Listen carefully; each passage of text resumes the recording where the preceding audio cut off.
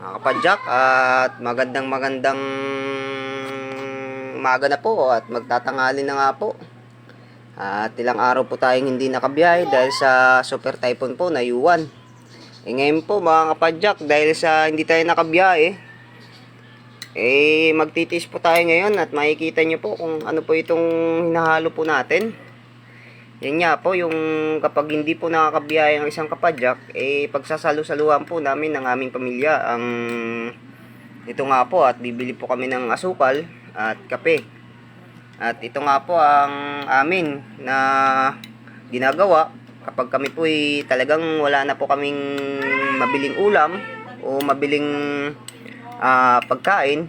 Ito nga po kape po ito na may halo po. At yan nga mga kapadyak, at ngayon lang po ulit tayo nag-video dahil nagkaroon po tayo ng masama po yung ating pakiramdam sa ilang araw po tayong hindi nakabiyahe. At ngayon nga po maganda na nga po ang sikat ng araw. Ayun nga po, maganda na at sumisikat na po ang araw. Salamat po sa Panginoon sa mga pinagkakalob niya sa atin na ganito. At ang pagdarasal po natin ay dinidinig niya po, sapagkat tayo po ay naniniwala sa Kanya. At ito nga po, matagal na po talaga namin itong tradisyon na ganito. Kapag talagang wala na po talaga at sayad na po, nag-uulam nga po kami ng kape na may kasamang bigas, ay may kasamang kanin po. At maraming salamat po sa mga nakakapanood po ng ating video.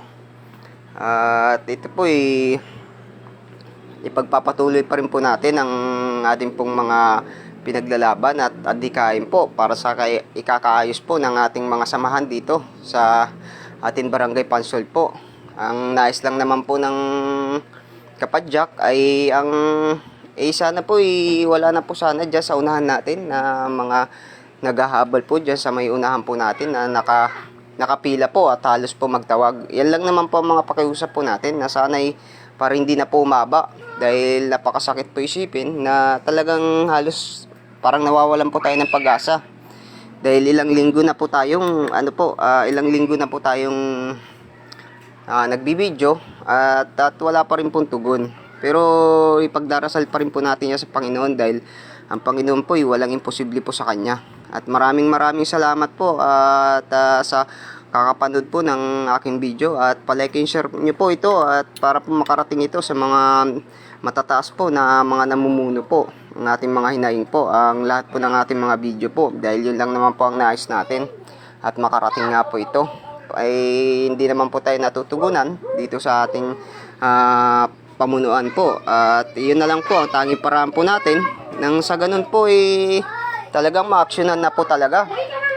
At maraming salamat po. At ngayon nga po bago po tayo magkape at may kasamang kanin, mamaya at babiyahin na po tayo at magtitis muna po tayo sa ganito at walang ulam dahil talagang napiktuhan po tayo ng mga bagyo po. At yan po ang diskarte para po tayo makasurvive po, at kahit sino pong mahihirap talagang ginagawa po ito, ang kape na may kanin po. Maraming salamat po at shoutout po sa lahat ng kapadyak at shoutout po sa mga taga-suporta po sa atin. I-like and share nyo po ang ating mga video.